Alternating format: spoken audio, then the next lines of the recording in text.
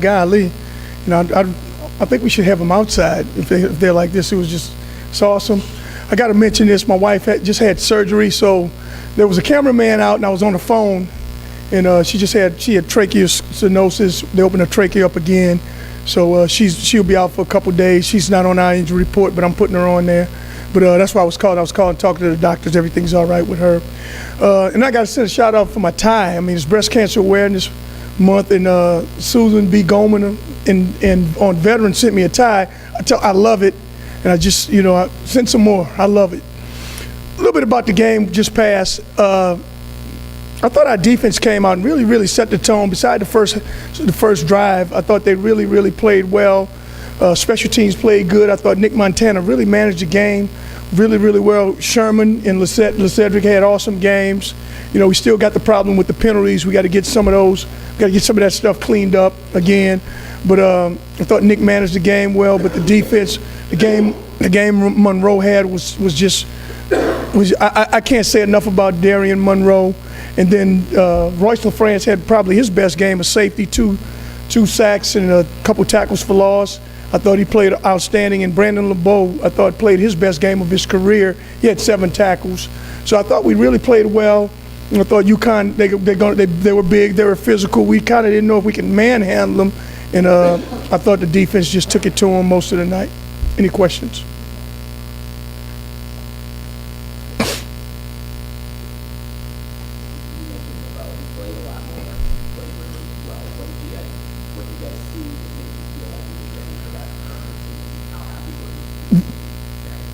Extremely happy, very happy. We always felt LeBeau is a physical player. We got kind of a two-headed monster with LeBeau and Torian Nixon. Torian Nixon more of a cover guy, whereas LeBeau is more of the physical guy, and he showed his physicality that game. We had him more in a down safety role, and I thought he just played outstanding. One thing he can do now, he can really run, and he's a physical-looking kid. He's a good-looking kid. He reminded me of me 20 years ago. But he's really physical, and I thought he just played outstanding.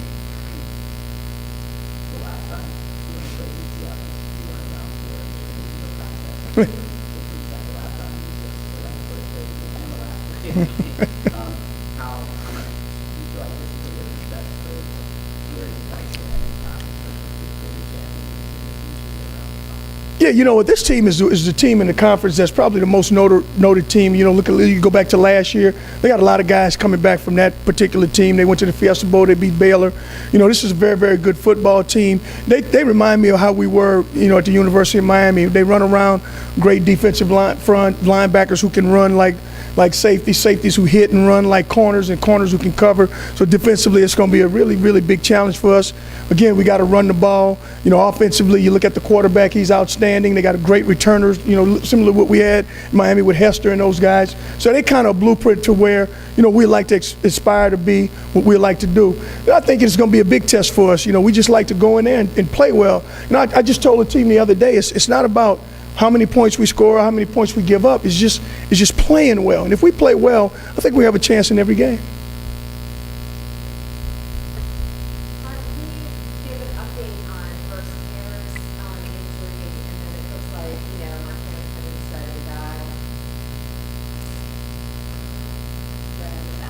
Okay, you good?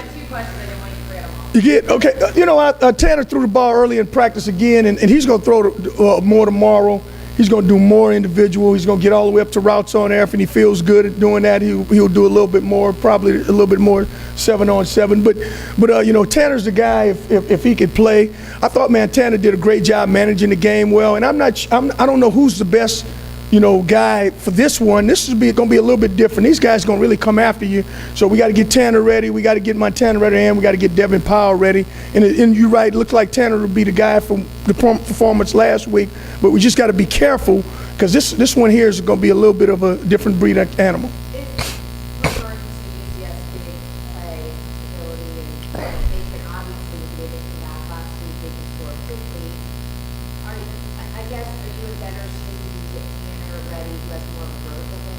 Yeah, Tanner would be the guy just overall, you look at what Tanner, what he could do, some of the stuff he did against Georgia Tech, just a little bit more consistent in what he's done.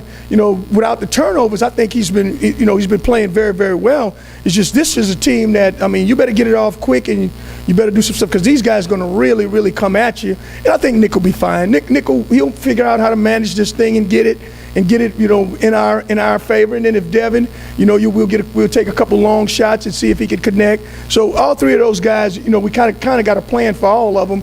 But you like to have your starter back.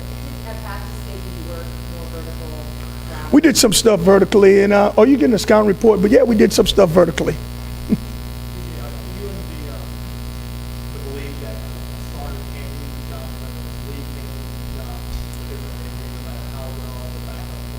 No, I don't think a starter could ever lose his job. It's no different than last year. Devin went 2-0, and then we came back. We started Nick. In our meeting rooms and what we talk about, Tanner's our starter. Tanner's is just. He's proven he's the best. He's outplayed those other guys. Now it's just a blessing to have two other guys who can go into games and win games for you. I don't know if there's another college football program that can do that. So I think what we're going to do, we're going to see if Tanner can go, and then Nick proves that he can win games, and then if we need to play Devin, we'll play Devin because Devin did it last year.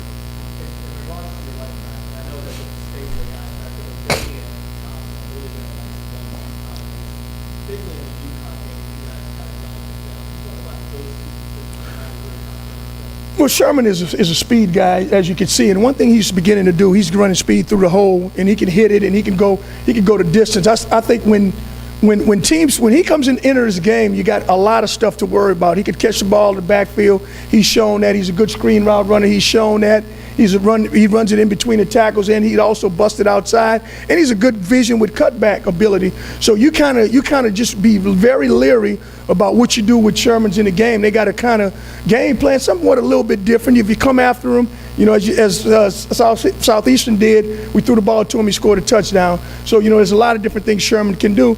And then Leszedrick, I'm telling you, he's just a powerful, powerful young man. He's big, he's going to run. He's not going to run around too many guys. He's going to run over you. He's shown he can catch it some and he can protect. So, you got two different beasts of animals. You got a guy who can take it the distance any play, and then the next guy, you look around, this guy here, he's just a battering ram.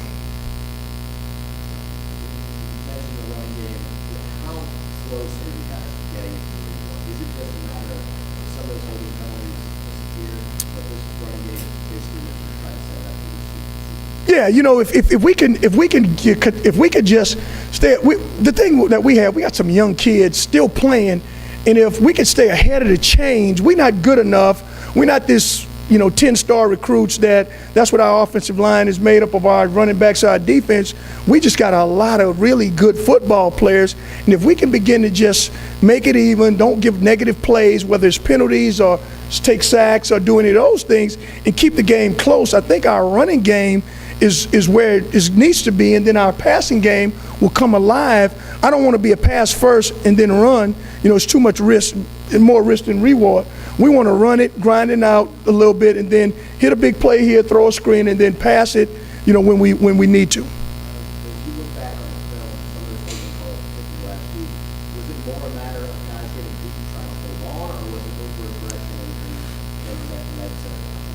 Well, it was a little bit of both. A couple of them were, when Leandre's, we turn it in and it was, okay, that wasn't holding, It's some of it was technique. We just got to move our feet. When you're blocking a guy and a guy's breaking away from you, if you move your feet, you'll be fine. Sometimes we're a little bit lazy, and one of them, and I don't want to, I'm not saying the ref was right or wrong. I didn't see it. I just didn't see the penalty. It's a Monroe hit. Here we go again. Monroe, he gets a penalty, and then all of a sudden now on Monday they didn't see it. The league didn't see it. The Teddy Veal, they didn't see the pull, the Teddy Veal. So, some of those penalties, they'll go with you or they'll go against you. I'm sure there was some stuff that we did that they didn't call. We got to be technique sound and be aggressive and continue to play.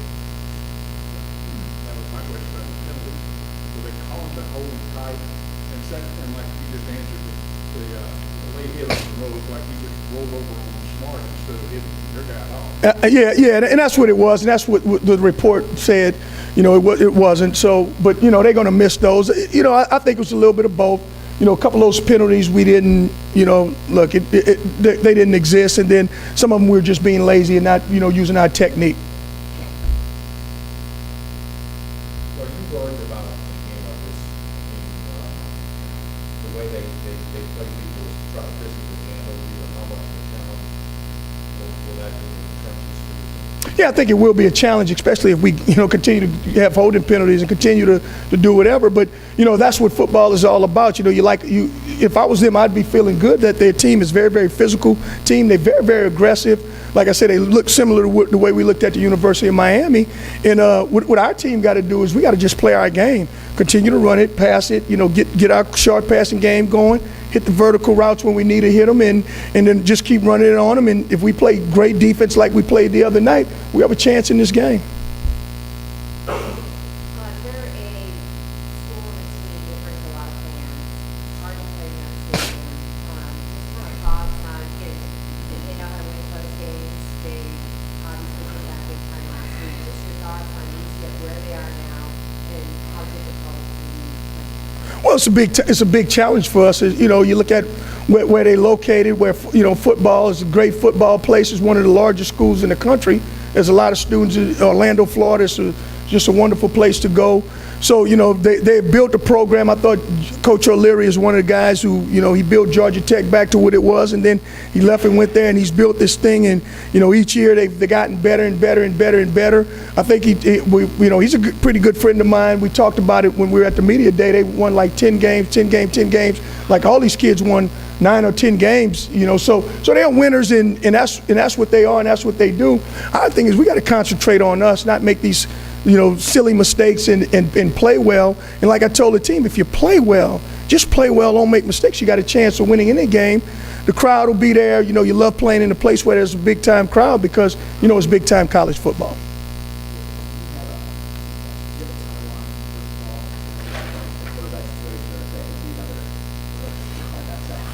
No, I mean, I said it before Saturday, but we just got to watch both of those guys practice. If Tanner can throw, Tanner's the starter, like I've said, and we just got to figure out when that is and how much he can do and when he could get going. And then if not, it'll be Nick, and then if not Nick, it'll be Devin, and we'll just keep playing. But like I said, I thought Nick played outstanding.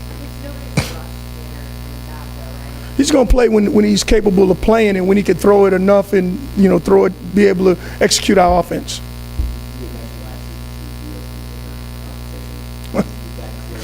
Well, you was at practice today. Well, the kicking situation is simple. I mean, we opened it up, and DeRocco, he made a big field goal for us and probably put the game on ice.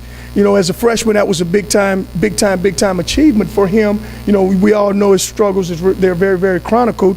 And, the other kicker is I like Sims also. Sims, as you saw, we tried him out today, and he made some, but he missed badly on some of them. So we just got to get his accuracy down and his operation. He's not ready for it. I hope not. Hope we don't. Look, I wouldn't be afraid to, if a couple of days, if he can, continue, because he can kick it a long ways now. If that's a long one and it's for the win, I'll put him in. Yeah, exactly.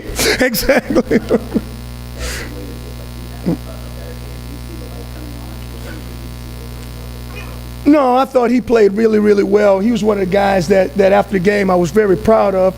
And he reminds me a lot of DJ Williams, who I had at the University of Miami. I tell the guys all the time, it took DJ about 2 years to hit somebody. And then all of a sudden he got one of those classic, hits where everything went perfect. You hit a guy and then the light came on. I think he's still playing in the NFL. So this kid has a lot of potential. He's just learning, and he's playing a new position. He's playing Mike. He always played an outside linebacker. We didn't have a Mike, so that's where he's playing. But I'm very pleased with him. I'm very pleased with Eric Thomas also. I thought those guys played really, really, really well. You mentioned after the game Saturday that you had some guys that were going to nick up and just kind of an overall sort of injury-wise of the team. Is there anybody that's being called out right now or all that? No, nobody's held out. We're pretty much healthy as anyone else. You look at around the country, there's guys that's out for the year. We don't have anyone like that. There's some guys that I'm waiting for my long snapper to come back. He should be about ready to come back. But for the most case, we'll have all our troops, and they'll be ready to go. There'll be little nicks here and there, but I don't think there's nothing major. He did no. Well, he did some snapping, but he didn't snap with the ones or anything like that. Or Marfisi did most of the snaps. We got to see him tomorrow.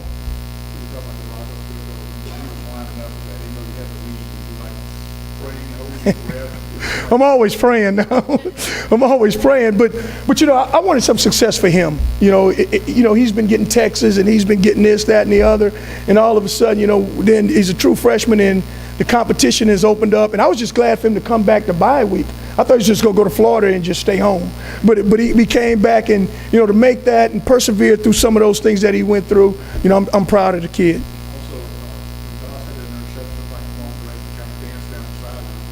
Well, that was.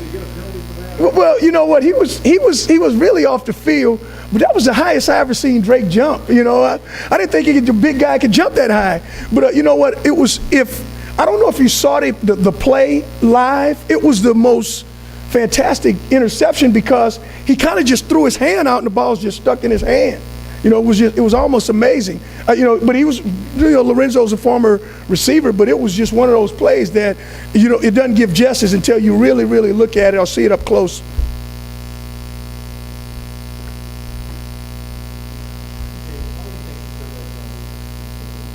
You know, I think it's one of the things that we do, and if you go back to last year, we had some goal line stands last year, and we were good. Since Speedy been here, we kind of practice a little bit like the NFL, where we practice, you know, the first day is base, the second day is third down, the next day is red zone. And most people don't really practice a lot on red zone, but we devote probably a whole practice to red zone. I think they understand the parameters of red zone, the field shrinks. You know, it's more of it's not a vertical game anymore, it's a horizontal game. And Speedy calls it like the NFL. And so, you know, the red zone defense and those kids really execute. It's really good.